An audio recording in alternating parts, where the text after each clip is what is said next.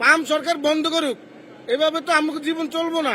আমরা 1.5-2 ঘন্টা সিরিয়াল দিয়ে মনে করেন যে এই 41 টাকার গ্যাস পাইছি, আমরা এইটা দিয়ে ভাড়া কয় টাকার মারমু আর কি করবো, কই যাবো আমরা এখন। লাইনে থেকে লাস্ট পর্যন্ত যাইতে যাইতে মনে করেন যে 3 ঘন্টা 3.5 ঘন্টা 4 ঘন্টা লাগবে গ্যাস পাবো, অথচ 50 টাকা 60 টাকার এরকমের গ্যাস পাবো। সরকার যদি 5 টাকা 10 টাকা বাড়ায়, গ্যাসের দাম বাড়ায়ও এই জিনিসটা সমাধান করে দেব। কারণ কি লিগে আমাদের এই নিত্য কাহিনী নিত্য কান্দা গাড়ি ভালো লাগে না।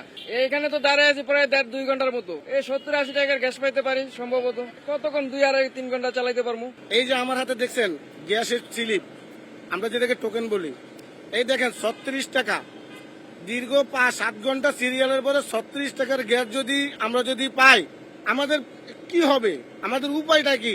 দিন শেষে হয়তো 200 400 500 এরকমের থাকে আমাদের, এরকমের এছাড়া কোনো যুক্তি আসে না।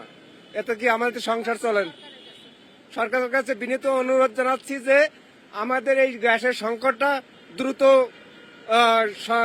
করুক, দ্রুত নিষ্পত্তি করুক, আমরা যাতে সহজে গ্যাস পাই, এই আবেদন জানাচ্ছি আমি আর ব্যক্তিগত হিসেবে। নগদ নিয়ে এলো হার না মানা হার অফার। সর্বনিম্ন 10,000 টাকা রেমিটেন্স নগদে পাঠালে থাকছে স্বর্ণের হার জেতার সুযোগ। যেটা 4 ইনলেট লাইনে গিয়েছিল 4, যেন তার কথা আপনার 50-60, সেন শুধু 4। আমরা কাস্টমার পাইতেছে আপনার, যেখানে কাস্টমার পাওয়ার কথা 160 পেশার, সে জায়গায় পাইতেছে শুধু 60 পেশার, 100 নাই। এই জন্য ওদের গাড়িতে গ্যাস ঢুকতেছে কম, দেখা যাচ্ছে ঢুকতে 180 টাকা, এই জায়গায় ঢুকতেছে 30 টাকা। লাইনে গ্যাস না থাকার কারণে এই অবস্থা।